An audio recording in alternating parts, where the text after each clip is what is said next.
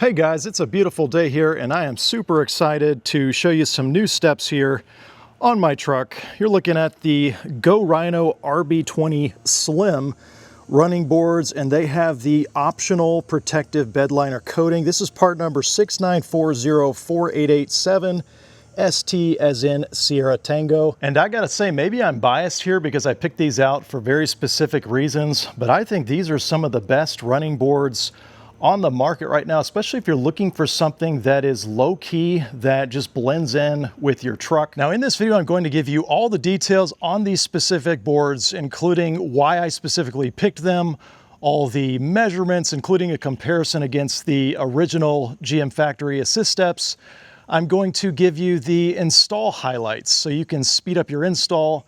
And of course, I'm going to give you a bunch of different angles so you can get an idea of what they look like. This is my 2024 GMC Sierra 2500 HD. It is the crew cab with the standard 6'9" bed. It is 4x4. It has the X31 package. And it has all the factory suspension, you know, factory wheels. These are the 20-inch rims, by the way. And so height-wise, everything I'm going to be showing you today is factory. Now, before I jump into all the details, I want to say a special thanks to RealTruck for sending a sample of these Go Rhino boards for the video. I will include a link down below to purchase them along with any discounts available. But guys, let me start out by sharing why I picked these Go Rhino RB20 Slims. You know, my truck, like many of them out there, it had the GM factory assist steps. And oftentimes you might be forced into getting those OEM steps with another package, you know, like a bundle. And I do think the assist steps are useful because after all, these HD trucks, they do stand pretty tall, you know? And of course, we don't need these assist steps, right? But they do come in handy for your significant other and your kids to get easier access into the truck. And so that's why I got them originally. But being completely candid, I've never been a big fan of how big the OEM steps are and just how prominent they are in the truck. You know, everything from being bright chrome to protruding down and out so far.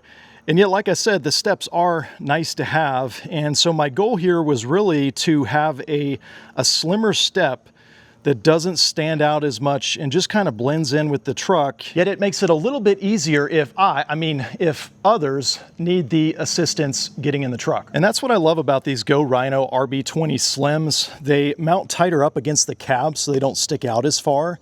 You know, the old steps were about 16 to 17 inches off the ground, whereas these RB20 Slims, they're about 18 to 19 inches off of the ground. The old factory steps were about 6 inches wide and had another 2 inches or so of gap to the cab, whereas these new RB20s, they are about 5 to 6 inches wide at the front, and then about 4 to 5 inches across the back. You know, they kind of taper, they get wider in the front and they kind of taper and they're a little bit narrower toward the back here. And you can see they are much tighter up against the cab. So I really like this look. I mean, especially from a distance with the black finish, you can barely tell that they're there. It's just a much cleaner looking compared to the previous larger OEM chrome steps.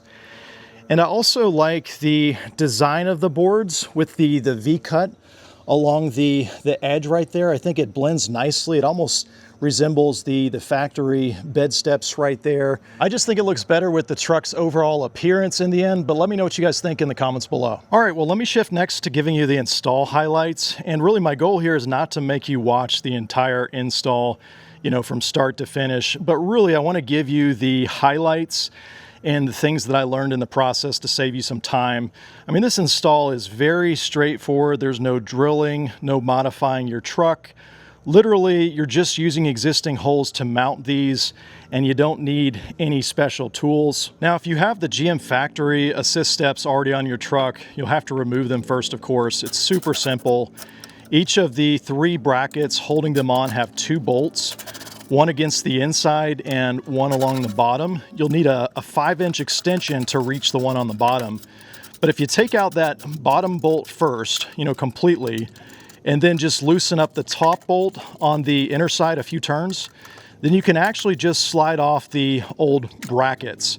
I actually had a helper lift them off once they were loose, but if you're a one-man show, you can just loosen that top bolt on each of the 3 brackets and then hop out from underneath and slide them off. Then with the new boards, although I'm showing you the Go Rhino RB20 Slims, it's my understanding that the mounting brackets and a lot of the hardware is used on variations in other running boards that they make. So you may get extra bags of hardware with your shipment that you don't actually need. In fact, what you're seeing here is everything laid out that was shipped to me, but not all these parts are used for this exact model, the RB20 Slims. So to save you some time, I'll mention that the only bolts you need to use for the entire install are these M8x30 bolts. You're going to use these both for the brackets that mount to your truck, and then also the U-brackets that fasten the boards to the mounting brackets. You should have just enough. You're going to need 16 for each side, so 32 of these in total. And some are going to be in the bags with the brackets, and then some are going to be with the boards. Okay, so installing the new brackets for the RB20 Slims. The old GM factory boards, they used 3 brackets per side, whereas the RB20s, they use 4 per side.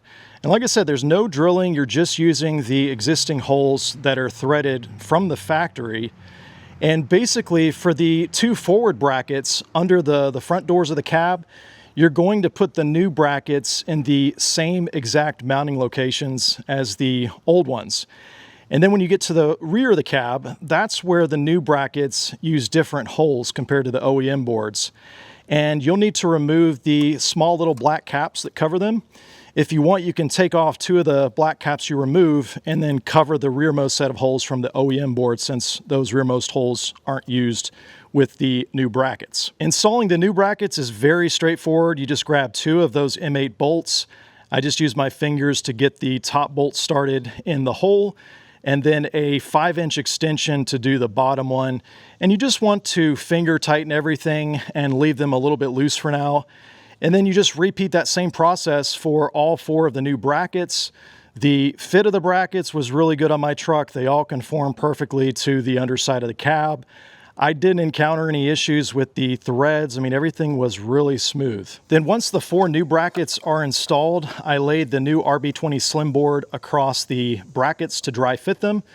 And what you're looking at here on top of the boards are the U-brackets that slide into the channel under the boards to secure them to the 4 mounting brackets. And to save you some time, pay attention to this. There are 3 different styles of U-brackets, and in my shipment I had a total of 10 of them, although you'll only use 4 of them per side. So what you're looking at are the specific locations for the different styles of U-brackets. So you'll have extra U-brackets, but those are the ones that I used and their locations. Next, I determined where I wanted the boards. You'll have a little bit of play front to back and how far you want them to stick out. I ended up lining mine up with the rear edge of the cab right as it tapers off about 45 degrees. I tried to match that corner with the boards to follow that vertical body line down. And then up front, that left me about a finger or so of board in front of the front door seam. But there is flexibility if you want to go further back or forward by a couple inches. And then as far as the depth goes, how far the boards project off of the truck, I did about 1.25 inches from the cab seam that hangs down, and I just kept that consistent front to back. So once you get the positioning lined up, the last step is to actually attach the boards to the 4 mounting brackets using the 4 U-brackets. You basically just slide the U-brackets into the channel under the boards.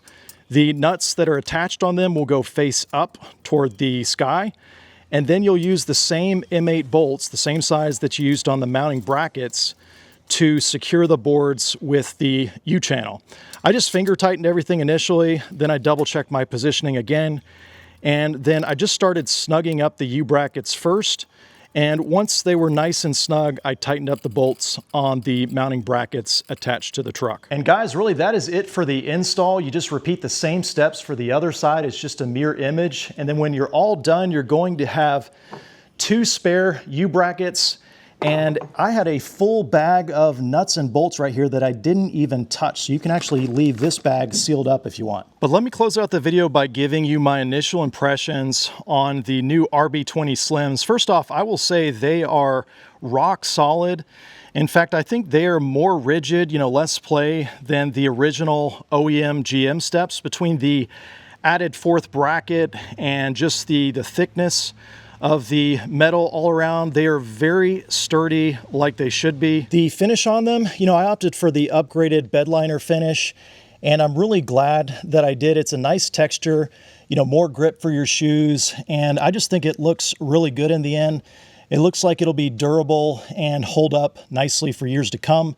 They do also offer a black powder coat that is textured slightly, but a smoother finish compared to the Bedliner finish here. So it just depends really on the look that you're going for. And as far as the functionality goes, they do sit up higher and tighter against the cab, like I mentioned earlier. But in my opinion, they're kind of like the Goldilocks of boards in a sense.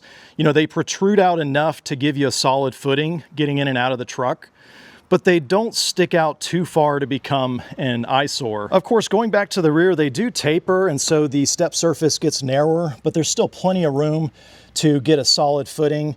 And you know, one thing I really like about them is if you don't need them, especially when I'm getting out of the truck, they don't stick out and get my shins or my ankles.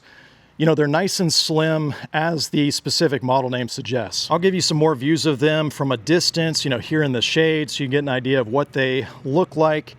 And then I'll walk around to the other side so you can see them there in the sun as well. But guys, I gotta say, I'm just really pleased with how these turned out. I mean, I think they really just blend in on the truck. You know, right now they're a little bit shiny because I just put them on, but I think, you know, give it a month or two once that finish fades, and I think they'll have a nice patina and really match the rest of the black parts on the truck. So I'm really liking the new look. Well guys, I hope you found this video helpful. I will include a link down below where you can purchase these RB20 Slims from the RealTruck website.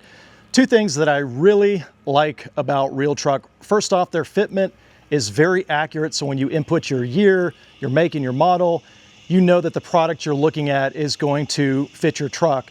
And secondly, they ship things very quickly, oftentimes the same day, if not the next business day. Now, I'll also include any current promotions down below so you get the best price possible. And thank you guys in advance for using that link down below to help support the channel. If you have any questions about these RB20 Slims, definitely drop a comment down below and I'm glad to answer it. As always, thanks for watching.